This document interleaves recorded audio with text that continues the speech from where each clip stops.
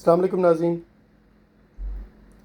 75 countries के visa pause के हवाले से ताज़ा तरीन ख़बर के साथ आपकी खिदमत में हाज़िर। अभी तक की जो लेटेस्ट अपडेट्स हैं 75 कंट्रीज़ के इमिग्रेंट वीज़ा पॉज के हवाले से एज़ ऑफ 16 अगस्त 2026 75 कंट्रीज़ का जो वीज़ा पॉज है ये टोटली एक डिफरेंट चीज़ है और अभी तक स्टिल इफ़ेक्टिव है टिल फर्दर नोटिस। इसमें अभी तक की जो ताज़ा तरीन अपडेट्स हैं उसके मुताबिक जो मेन केस है 75 कंट्रीज़ के वीज़ा पॉज के हवाले से वो Catholic legal immigration network incorporation जो है versus Rubio district court New York में चल रहा है, जिसको क्लिनिक वर्सेस रूबियो का केस भी कहते हैं। ये मेन केस है, इसमें इसका इम्पैक्ट तमाम 75 कंट्रीज़ के लोगों पर होगा। अच्छा, इस केस में अभी तक जो रेफरेंसेस जमा किए गए हैं इंडिविजुअल केसेस के वो क्या क्या हैं उसके बारे में आपको बताते हैं। सबसे पहले ये टिफनी सैंगस्टर वर्सेस रूबियो का डिस्ट्रिक्ट कोर्ट ऑफ नेवाडा का एक केस था जो कि ऑलरेडी क्लिनिक वर्सेस रूबियो में जमा करवाया जा चुका है। इस केस में क्या था कि ये एक माइनर चाइल्ड का केस था डेमोक्रेटिक रिपब्लिक ऑफ कॉन्गो का। वहाँ पर भी बच्चे के केस के ऊपर इंटरव्यू के टाइम पर ब्लैंकेट पॉज की वजह से उसको उन्होंने केस को रिफ्यूज़ कर दिया था। इन्होंने केस फाइल किया, अदालत में जज ने जो है वो साफ कह दिया कि भाई ये पॉज जो है इस बच्चे के केस के ऊपर ये इलीगल है, इसको रिमूव किया जाए और इसके केस को इंडिविजुअली देखा जाए। तो वो उस केस को उन्होंने इंडिविजुअली देखा और फाइनली इससे पहले कि गवर्नमेंट अपना कोई फॉर्मल रिस्पांस जमा करवाती डेडलाइन पर, उससे पहले ही यूएस एम्बेसी ने उस बच्चे का वीज़ा इशू कर दिया। ये एक वाहिद केस है जिसमें बच्चे का वीज़ा इशू हुआ था। इसके बाद रेफरेंस नंबर 2 जो है वो डिमोरा गोमेज वर्सेस रूबियो है जो कि डिस्ट्रिक्ट कोर्ट ऑफ कोलंबिया में था। ये भी as a reference clinic versus Rubio में सबमिट करवाया गया है।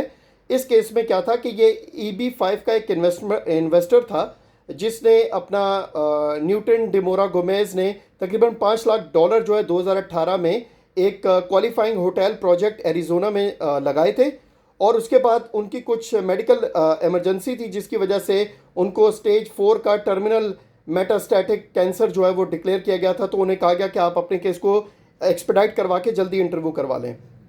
जब वो इंटरव्यू पर गए तो पता चला कि जनाब वो वीज़ा पॉज की वजह से उनके केस को जो है वो उन्होंने पब्लिक चार्ज में डाल दिया। उन्होंने जाके अदालत में केस फाइल किया, सू किया कि भाई मैंने $5 लाख जमा करवाए हैं, इन्वेस्ट किए हैं और आप मुझे मेरी फैमिली को ये कह रहे हैं कि भाई हम लोग पब्लिक चार्ज में आ जाएंगे। मतलब मैंने इन्वेस्टमेंट की हुई है $5 लाख की और आप मुझे कह रहे हैं मैं पब्लिक चार्ज हो जाऊंगा।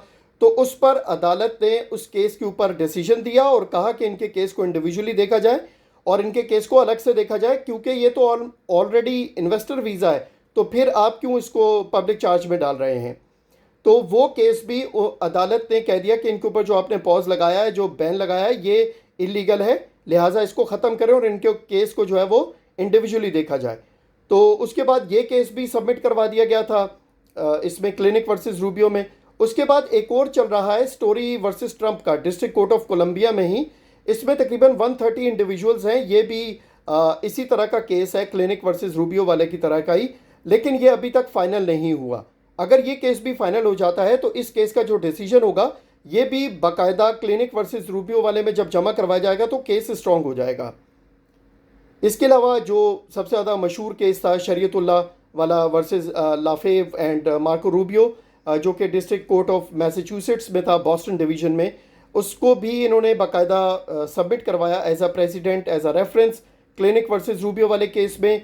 इस केस में भी वही उनके बच्चे का केस था और वो उन्होंने उसको रिफ्यूज़ कर दिया था और फिर बाद में अदालत ने कहा कि इनके केस को इंडिविजुअली देखा जाए। जब उनके केस को इंडिविजुअली देखा गया तो उसमें एम्बेसी ने उससे मज़ीद एविडेंसेस मांगे।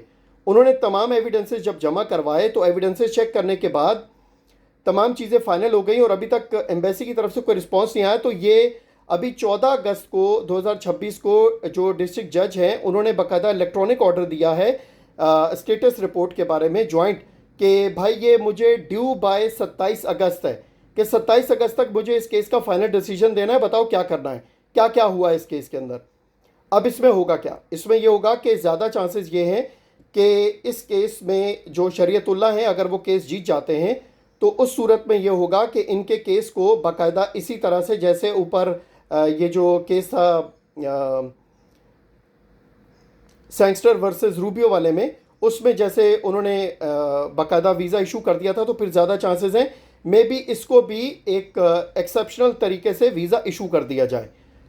और अगर ये केस हारते हैं तो उस सूरत में ये पूरे का पूरा केस ख़त्म हो जाएगा। चांसेस ज़्यादा यही हैं कि इनका केस ये लोग जीत जाएंगे। उसके बाद शरीयतुल्लाह के केस का सबको पता है। अभी जो रिसेंटली एक केस के ऊपर आई थिंक 7 अगस्त को ही कोई फैसला आया है, ये Khusro Sayani, Parisa Sayani, Yafa Rahimia Isfahani versus State Department and Marco Rubio. ये डिस्ट्रिक्ट कोर्ट था नॉर्दर्न डिस्ट्रिक्ट ऑफ कैलिफोर्निया में, सैन फ्रांसिस्को डिवीज़न में। ये भी बाकायदा as a president, as a reference जो है वो क्लिनिक वर्सेस रूबियो में जमा करवाया गया है। इस केस के अंदर ये ईरानियन नेशनल्स थे और इनके केस को भी वही ब्लैंकेट पॉज की वजह से रोक दिया गया था। इन्होंने कोर्ट में केस किया, अदालत ने इनके हक में फैसला दिया कि जनाब इनके ऊपर जो पॉज लगा हुआ है ये इलीगल है, इसको आप दोबारा से इनके केस को इंडिविजुअली चेक कीजिए। और 7 अगस्त को उन्होंने motion for preliminary injunction granted in favour of the plaintiffs, तो प्लेंटिफ्स के हक में वो उन्होंने फैसला दे दिया कि भाई ये इनके केस को इंडिविजुअली चेक किया जाए। तो ये केस भी बाकायदा क्लिनिक वर्सेस रूबियो में जमा करवाया गया है।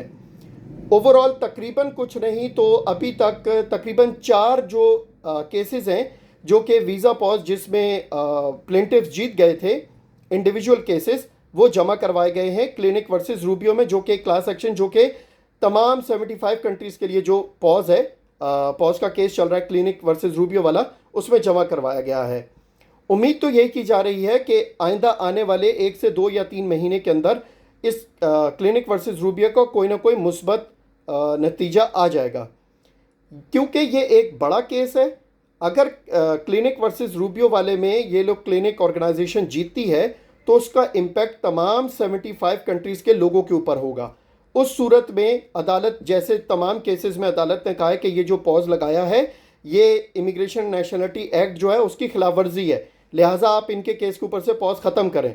अगर 75 कंट्रीज़ वाले वीज़ा पॉज के अंदर भी क्लिनिक वर्सेस रूबियो में भी अदालत यही फैसला देती है, उस सूरत में वीज़ा पॉज ख़त्म कर दिया जाएगा।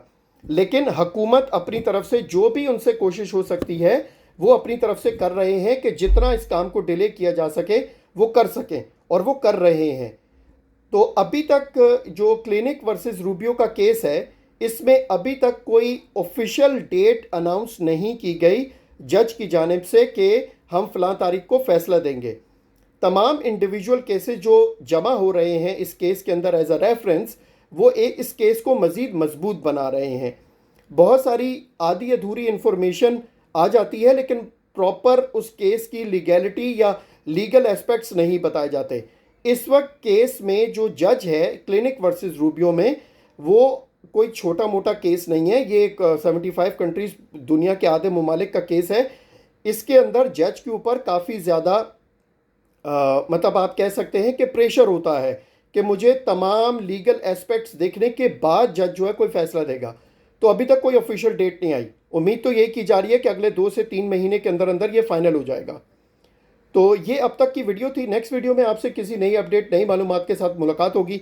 तब तक के लिए इजाज़त। अपने दोस्तों, रिश्तेदारों और गिरदो नवा के लोगों का बहुत ख्याल रखिएगा। See you next time with the latest US immigration updates. Have a good day, peace out, अल्लाह हाफिज़।